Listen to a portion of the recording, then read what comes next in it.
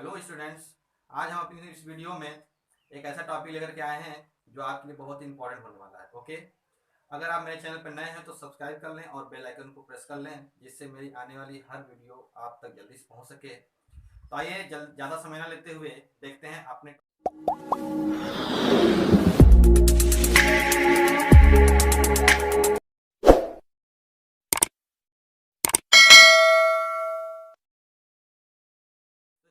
आज मैं आपके लिए use of it as a subject का टॉपिक लेकर के आया हूँ।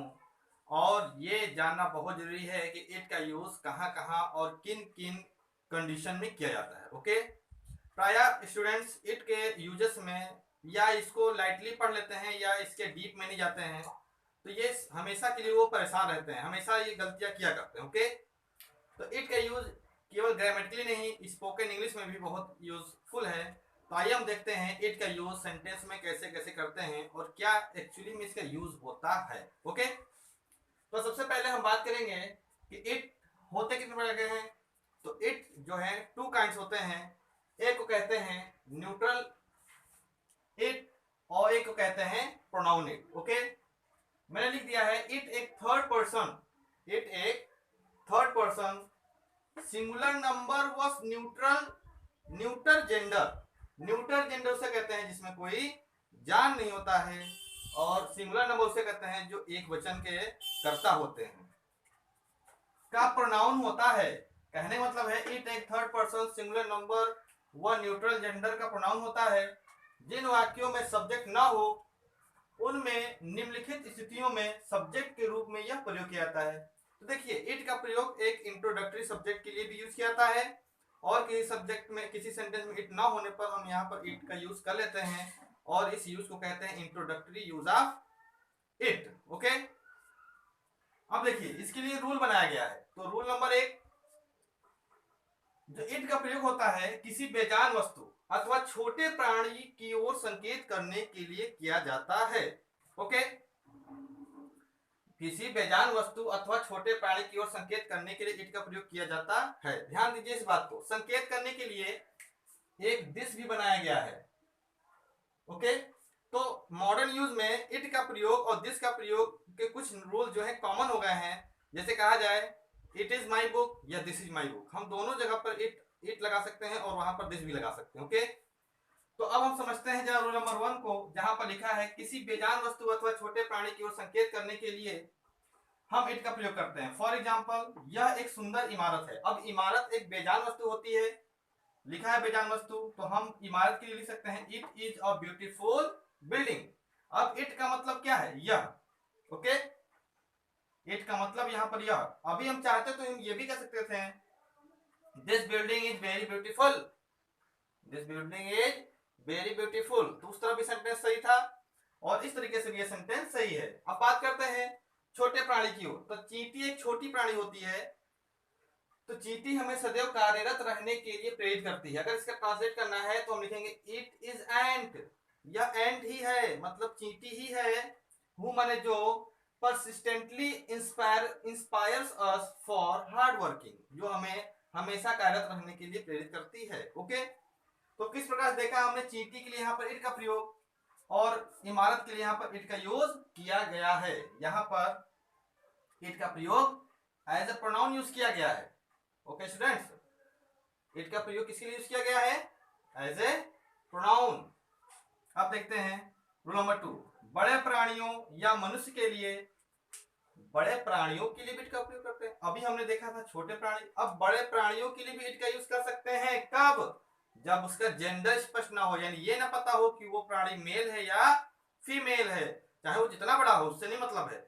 अगर उसके मेल और फीमेल में शंका है, यानी हमको स्पष्ट नहीं है कि वो किस सेक्स का है, तो हम क्या करते हैं, इट का प्रयोग कर लेते हैं। जैसे एग्जांपल में मैंने दिया है हाथी, जैसे कि मैंने एग्जांपल में दिया हाथी बहुत बड़ा जानवर है, यह अपने मालिक के प्रति वफादार होता है।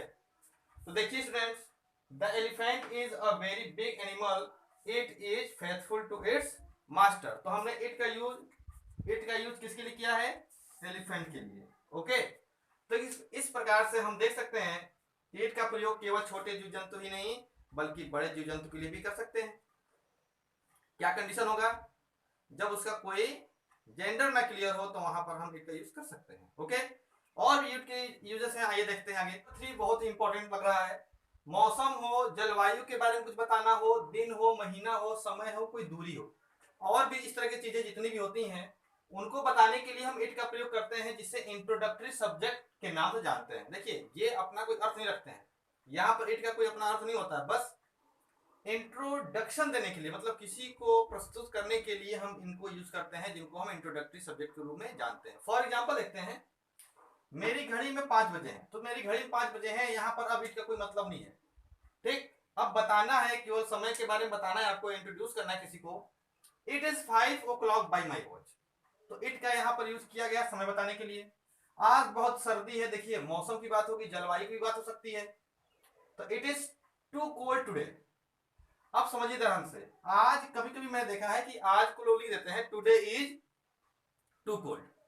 जैसे कहा जाए आज सोमवार है तो लिखते हैं टुडे इज मंडे, पर ये लिखना थोड़ा सा गलत होता है। इस तरीके से लिखना जो अनुचित है, हमको हमेशा इट इज करके लिखना चाहिए। अगर हम लिखते हैं टुडे इज मंडे तो ये रॉन्ग हो जाएगा, हमको लिखना चाहिए इट इज मंडे टुडे।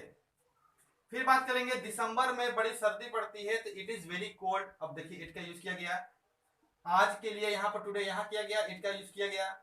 आज बहुत जोर से बारिश हो रही है, इट इज रेनिंग हैवली। तो इस तरीके से हम इट का यूज करते हैं सेंटेंस में, ध्यान रखिएगा। और एक नियम मैं बता देता हूं, प्रेजेंट टेंस में इट के साथ इज का ही प्रयोग करते हैं, पास्ट टेंस में इट के साथ वॉज का प्रयोग करते हैं, और फ्यूचर टेंस में अगर इट का प्रयोग करना है तो इट के साथ हमेशा हम विल बी का यूज करते हैं। स्टूडेंट्स इस बात का ध्यान रखिएगा। आप देख रहे होंगे कि लिखा है इट के साथ प्रेजेंट टेंस में इज, पास्ट टेंस में इट के साथ वॉज, फ्यूचर टेंस में इट के साथ विल बी का यूज करते हैं। ओके, तो देखिए रूल नंबर 3 हो गया, तो रूल नंबर 4 को देखते हैं। रूल नंबर 4 क्या है, किसी सब्जेक्ट विशेष पर जोर डालने के लिए, किसी सब्जेक्ट विशेष पर, यानी किसी सब्जेक्ट को हम विशेष बना दें, अगर उस पर हम उसको इम्फेसाइज करना है, उसको हमको प्रभावित करना है, तो उसके लिए हम इट का यूज कैसे करते हैं जरा देखिए। झूठ बोलना पाप है। अब बात हो रहा है झूठ बोलना पाप के बारे में बताना है कि यहाँ पर झूठ बोलना पाप है, तो पाप को हमको ज्यादा है क्या करना है, एम्फेसाइज करना है। तो यहाँ पर कहेंगे इट इज सीन, अब क्या करना है, झूठ बोलना, टू टेल अ लाई। इस सेंटेंस को एक बार फिर समझिए, यहाँ पर एम्फेसाइज कर रहा है पाप को, पाप है, क्या है, झूठ बोलना पाप है। तो हम सेंटेंस की बात करेंगे it is seen to tell a lie. Okay, मैंने ही तुम्हें बचाया था, तो मैंने ही है भाई, मैं ही हूं, तो it is I, it was I, मैं ही था, इट वॉज आई। अब मैंने देखिए कहा था ना, प्रेजेंट टेंस में इट के साथ इज, अब पास्ट टेंस में इट के साथ वॉज, तो it was I who saved you. जैसे चींटी की बात हुई थी, it was, it is and कहा था ना, वैसे ही इस सेंटेंस में मैंने लिखा है it was I who saved you. Okay, तो इस प्रकार से हम देख रहे हैं कि इट का यूज मौसम, जलवायु, दिन, महीना, समय, दूरी आदि को बताने के लिए किया जाता है, और इट का प्रयोग किसी सब्जेक्ट विशेष पर जोर डालने के लिए किया जाता है।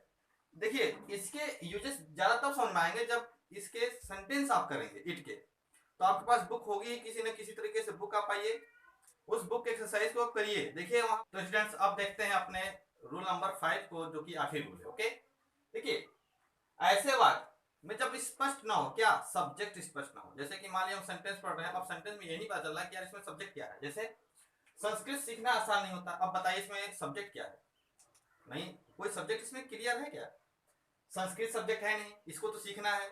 अच्छा आसान नहीं होता, तो भाई किसके लिए आसान नहीं होता है, ये पता नहीं है, हमारे लिए आसान नहीं होता कि आपके लिए आसान नहीं होता, इसमें सब्जेक्ट स्पष्ट ना हो।